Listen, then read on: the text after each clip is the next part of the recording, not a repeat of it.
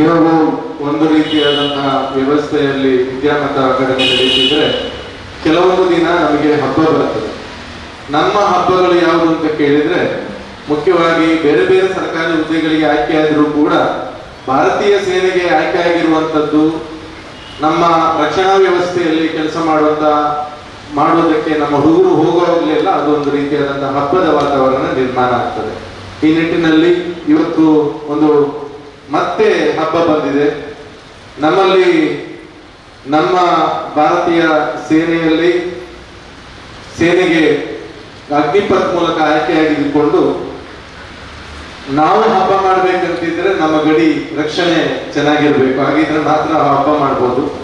ಇಲ್ಲದಿದ್ರೆ ಇರಾನ್ನಲ್ಲೆಲ್ಲ ಈಗ ಹಬ್ಬ ಆಗ್ತಾ ಉಂಟು. ಹೇಗೆ ಹಬ್ಬ ಆಗ್ತಾ ಉಂಟು ಅಂತ ಹೇಳಿದ್ರೆ ದಿನ ಬಾಂಬರ್ ಫ್ಲೈಟ್ಗಳು ಮಾತಾಡ್ತವೆ, ಬಾಂಬುಗಳು ಮಾತಾಡ್ತವೆ.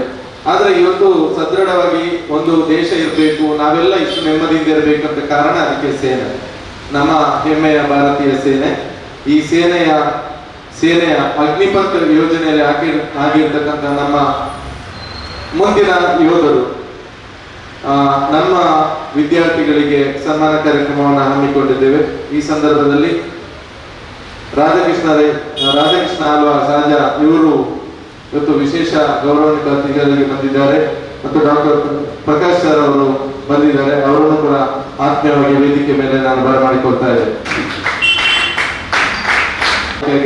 ಎಲ್ಲ ನಮ್ಮ ವಿದ್ಯಾರ್ಥಿಗಳನ್ನು ಕೂಡ ಸಿಬ್ಬಂದಿ ವರ್ಗದವರು ಮತ್ತು ತರಬೇತುದಾರರನ್ನ ಮನೆ ಮಾತನಾಡಿ ಸ್ವಾಗತಿಸ್ತೇನೆ. ಕೂಡ ಶಾಲಾ ಹಾಕಿ ಚಂದ್ರಕಾಂತ್ ಅವರು ಮತ್ತು ಅಜಯ್ ರಾಧಾಕೃಷ್ಣ ಅವರಿಗೆ ಸ್ವಾಗತ.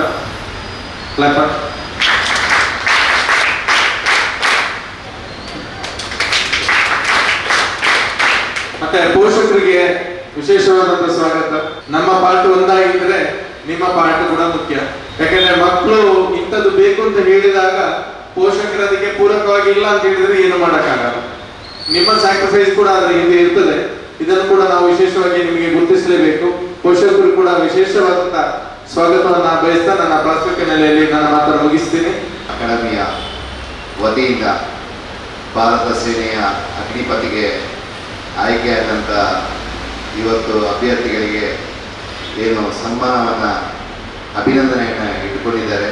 ಬಹುಶಃ ಈ ಕಾರ್ಯಕ್ರಮದಲ್ಲಿ ಉಪಸ್ಥಿತರಿರುವ ನಮ್ಮ ಪುತ್ತೂರಿನ ಪ್ರತಿಷ್ಠಿತ ವಿದ್ಯಾಸಂಸ್ಥೆಯಲ್ಲಿ ಒಂದಾದಂಥ ವಿವೇಕಾನಂದ ವಿದ್ಯಾಸಂಸ್ಥೆಯ ಇಂಗ್ಲಿಷ್ ಮೀಡಿಯಂ ಪ್ರೌಢಶಾಲೆಯ ಅಧ್ಯಕ್ಷರು ಡಾಕ್ಟರು ಆದಂಥ ಹಿರಿಯರಾದಂಥ ಶಿವಪ್ರಕಾಶ್ ಅವರೇ, ನಮ್ಮ ಆತ್ಮೀಯರು ಈ ವಿದ್ಯಾಮಾತಾ ಅಕಾಡೆಮಿಯನ್ನು ಪುತ್ತೂರಲ್ಲಿ ಸ್ಥಾಪನೆ ಮಾಡಿ ಇವತ್ತು ಅನೇಕ ವಿದ್ಯಾರ್ಥಿಗಳಿಗೆ ಸಮಾಜದಲ್ಲಿ ಉತ್ತಮ ಪ್ರಜೆಗಳಾಗುವ ರೀತಿಯಲ್ಲಿ ಸಂಸ್ಕಾರವನ್ನು ಕೊಟ್ಟು ಅದೇ ರೀತಿ ಸಮಾಜಕ್ಕೆ ಕೊಡುಗೆಯನ್ನು ಕೊಡುವಂಥ ರೀತಿಯಲ್ಲಿ ಇವತ್ತು ವಿದ್ಯಾಮಾತಾ ಅಕಾಡೆಮಿಯನ್ನು ನಡೆಸುತ್ತಿರುವಂಥ ಇವತ್ತು ಬೆಂಗಳೂರಿನಲ್ಲಿ ಉದ್ಯೋಗದಲ್ಲಿ ಇದ್ದುಕೊಂಡು ಅಲ್ಲಿಂದ ತನ್ನ ಊರಿಗೆ ಬಂದು ತನ್ನ ಊರಲ್ಲಿ ಈ ಒಂದು ವಿದ್ಯಾಮಾತಾ ಅಕಾಡೆಮಿಯನ್ನು ಸ್ಥಾಪನೆ ಮಾಡಿದಂಥ ಆತ್ಮೀಯರಾದಂಥ ಭಾಗ್ಯಶ್ರೀ ಅವರೇ.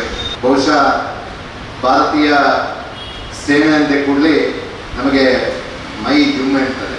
ಬಹುಶಃ ನಮ್ಮ ಸೇನೆ ಭೂಸೇನೆ ಆವತ್ತಿನಿಂದ ಕೂಡ ಭಾರತದ ಭೂಸೇನೆಗೆ ಮತ್ತು ಇತರ ಅದು ನೌಕಾಸೇನೆ ಇರ್ಬೋದು, ವಾಯುಸೇನೆ ಇರ್ಬೋದು, ಎಲ್ಲದಕ್ಕೂ ಅದರದೇ ಆದಂಥ ಒಂದು ಗೌರವ ಇದೆ.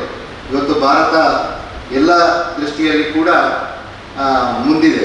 ಬಹುಶಃ ಇವತ್ತು ಇಂಥ ಸಂದರ್ಭದಲ್ಲಿ ಸೇನೆಗೆ ಸೇರಿ ಬಹುಶಃ ನಮ್ಮ ಹಿಂದೆ ಸೇನೆಯಲ್ಲಿ ಯುದ್ಧ ಮಾಡೋದಂದರೆ ಅವರ ದೇಹದಾಢ್ಯವನ್ನು ನೋಡಿಕೊಂಡು ಸೇನೆಯಲ್ಲಿ ಅವರಿಗೆ ಆ ರೀತಿಯ ತರಬೇತಿಯನ್ನು ಕೊಟ್ಟು ಯುದ್ಧ ಮಾಡುವಂಥದ್ದು. ಬಹುಶಃ ಈಗ ಎಲ್ಲ ಕಂಪ್ಯೂಟರ್ ಹೀಗಾಗಿ ಬೇರೆ ಬೇರೆ ಎಲೆಕ್ಟ್ರಾನಿಕ್ ಮಿಷಿನಿಂದ ಬೇರೆ ಬೇರೆ ರೀತಿಯಲ್ಲಿ ಆ ಒಂದು ಯುದ್ಧವನ್ನು ದೇಶದ ರಕ್ಷಣೆಗೋಸ್ಕರ ಮಾಡುವಂಥದ್ದನ್ನು ನಾವು ನೋಡಿದ್ದೇವೆ.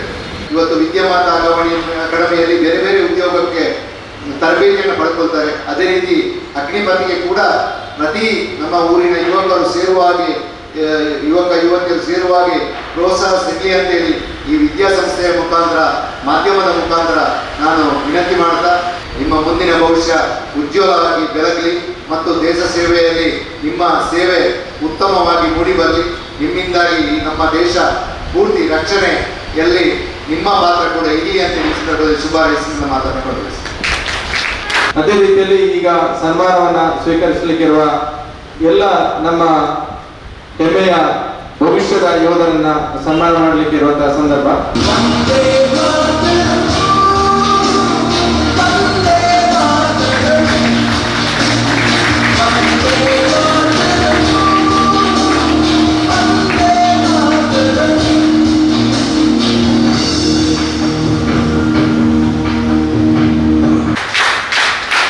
ಇವರು ಸೆಲೆಕ್ಷನ್ ಆಗಿ ಬಂದು ಈಗ ಅವರು ನಿಂತಲ್ಲ ನನ್ನ ಮುಂದೆ, ನಾನು ಬೈದಿರೋಂಥ ಬೈಗಳೆಲ್ಲ ನನಗೆ ನಗು ಬರುತ್ತೆ ಕೆಲಸಕ್ಕೆ.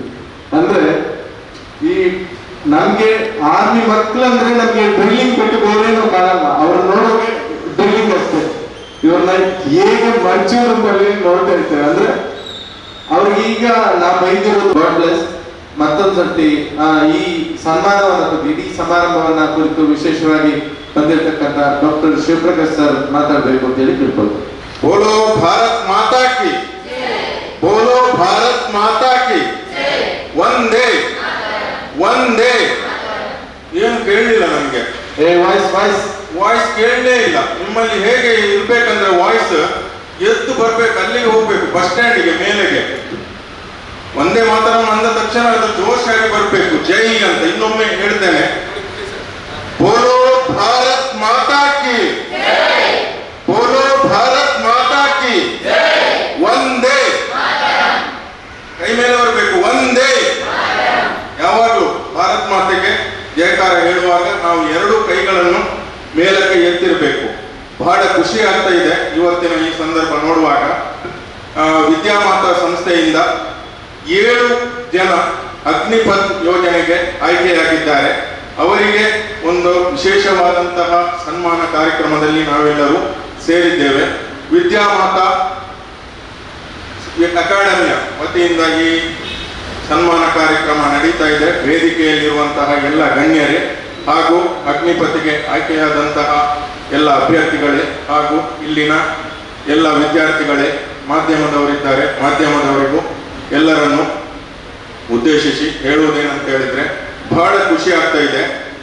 ಒಂದು ವ್ಯಕ್ತಿಯ ಸಾಧನೆ ಹೇಗೆ ಬರ್ತದೆ ಅಂತ ಹೇಳಿದ್ರೆ, ಕಠಿಣ ಹಾಗೂ ನಿರಂತರ ಪರಿಶ್ರಮದಿಂದ ಸಾಧನೆಗಳು ಬರ್ತದೆ. ಎಲ್ಲ ಸಾಧನೆಗಳು, ಅದರಲ್ಲಂತೂ ಈ ಸಾಧನೆ ಯಾವುದು ಸೇನೆಗೆ ಸೇರುವಂತಹ ಸಾಧನೆ ಬರುವುದಂತಲ್ಲ, ಅದು ಕಡಿಮೆ ಏನಲ್ಲ, ಬಹಳ ವಿಶೇಷವಾದದ್ದು.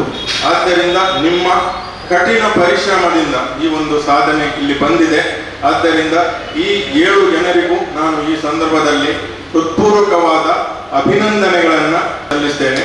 ನಿಮ್ಮೆಲ್ಲರ ಭವಿಷ್ಯ ಉಜ್ವಲವಾಗಿರಲಿ.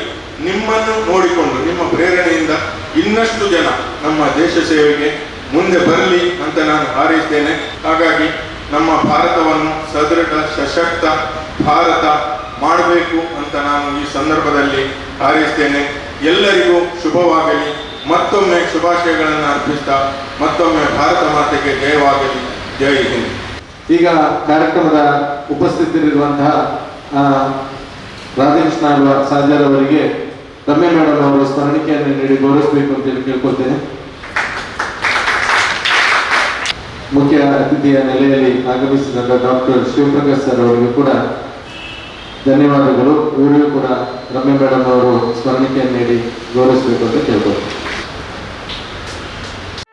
ಸುದ್ದಿ ಚಾನಲ್, ಕ್ಷಣ ಕ್ಷಣದ ಸುದ್ದಿಗಾಗಿ.